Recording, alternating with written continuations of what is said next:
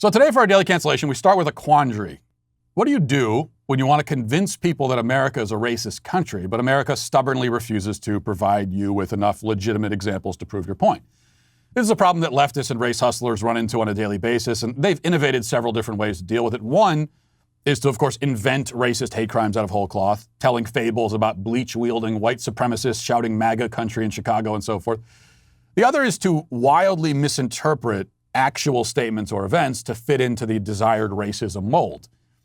In the most extreme cases, a garage door pull may be labeled a noose and handed over to the FBI for investigation.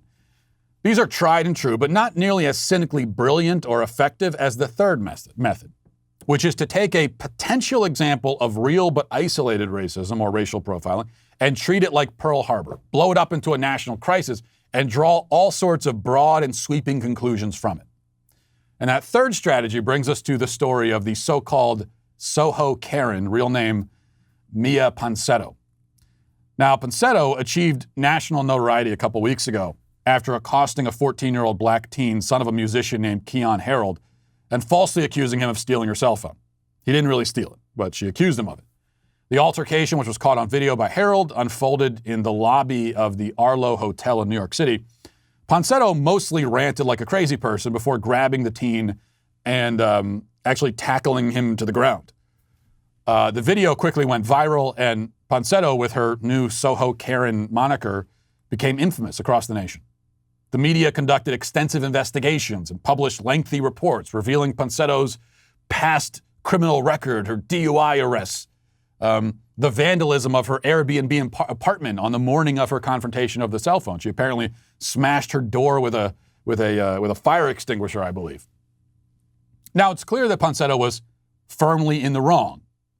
It's possible that she racially profiled the young man, though it seems even more likely, or at least just as likely, that she's simply an unstable woman who has acted this way towards many people in her life with no regard to their race or ethnicity. I mean, she smashed her door with a fire extinguisher right before this. So maybe an equal opportunity lunatic, you might say. But what's not clear in any case is why this deranged behavior by a random woman in a hotel lobby needs to be the subject of national discussion. But the national discussion ensued anyway, helped along by the likes of Al Sharpton and the ubiquitous ambulance-chasing lawyer Benjamin Crump. Though there were no ambulances or injuries reported in this case, but Benjamin Crump is always on the scene now.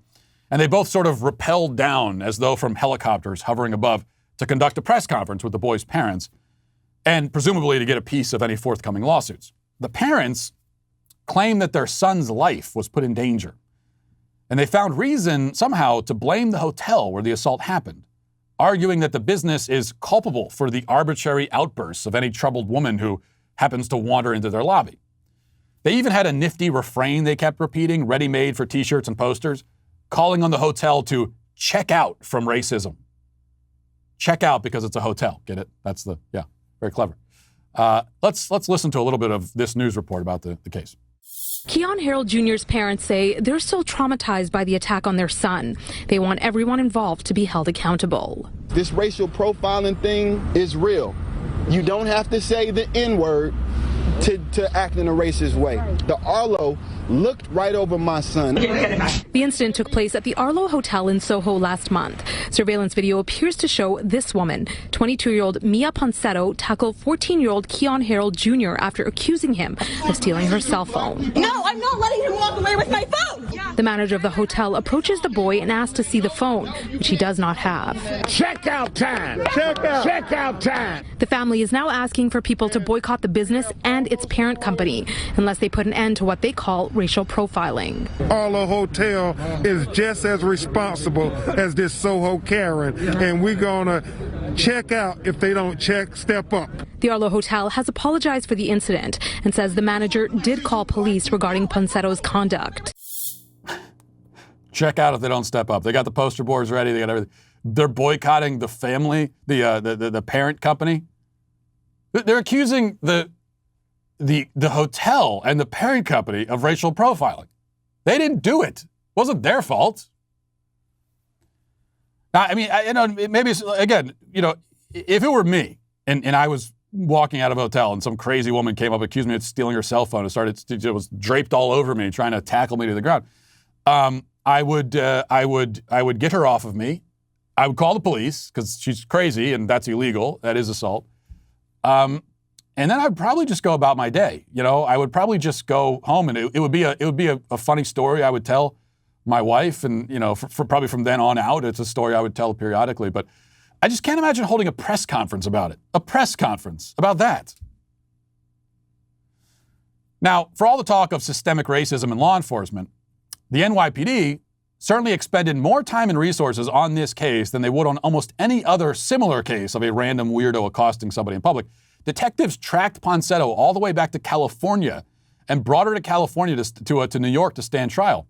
She was hit with 4 felonies in the case: attempted robbery, endangering the welfare of a child, attempted grand larceny, and attempted assault.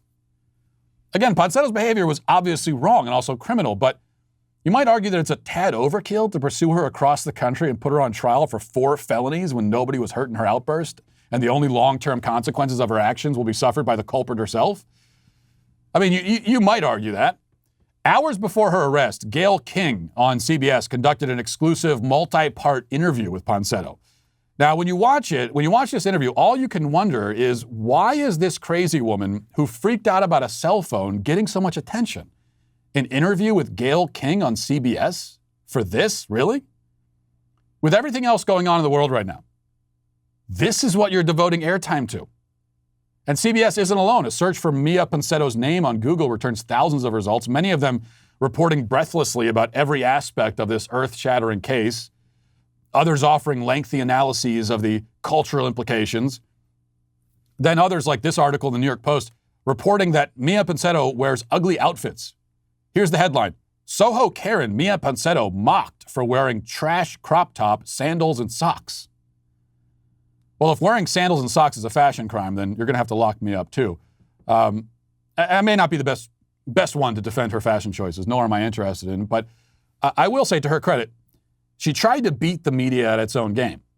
So here she is in that Gayle King interview, claiming that she cannot be racist because she herself is a woman of color. And note the reaction to that claim. Here it is. Listen. You might remember this video.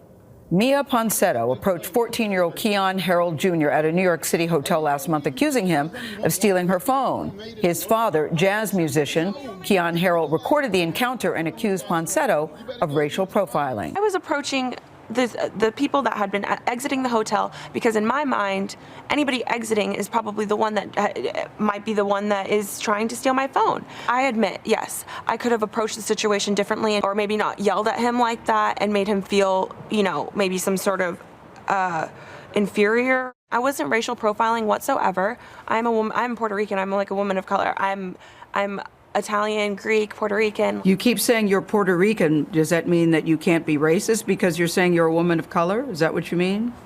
Exactly. Well, I would disagree that people of color can be racist. I love that. Exactly. That's exactly what I'm saying. And by the current rules, she's exactly right. You know, I got to defend her on this one. I don't agree with the rules. I think anybody of any race or ethnicity can be racist. Mia Ponsetto can be racist. Gayle King could be racist if she wanted to be. Anybody can. Your skin pigmentation does not make you any more or less susceptible to racism. That's not how racism works. But again, I don't make the rules, unfortunately. The people who do make them have long since clarified that only white people can be racist. This is what critical race theory teaches. It's what those kids in school are being indoctrinated into. Power plus privilege equals racism. And only whites have power and privilege, according to this doctrine. Ponsetto says she isn't white. That's what she says. And by the looks of it, you know, it seems like she isn't lying. So notice how quickly critical race theory is abandoned, or exceptions and additional qualifiers are conjured out of thin air just to maintain the narrative about this woman. Now we find many headlines like this one in Yahoo News. Mia Ponsetto proves that simply being a person of color isn't enough. Oh, really? It isn't? Well, that's the first I'm hearing that. So, who is canceled today? It seems redundant to cancel Ponsetto, who is now facing 4 felonies and is a national disgrace and pariah. The parents of the kids say, it's not enough. There's not enough justice has been done. I kind of feel like it is enough. And she's a national disgrace. Everybody hates her. She's got 4 felonies. Like, what else do you want? Except for money from that hotel. So I would say that's probably punishment enough given the offense. Instead, I'm canceling all of the people who were so excited to have a video like this, to prove their point, that they've made this woman famous in the process. And I'm canceling the race-hustling vultures like Sharpton who've swooped in to get their piece of the action, doing their normal routine. Of course, he's canceled as well. A lot of cancellations to go around today. And that's how I like it. It's more efficient that way. So they're all canceled. Well, I hope you enjoyed that clip from the Matt Walsh Show. If you did, go ahead and hit that subscribe button right down there so you can stay up to date on all of our future content.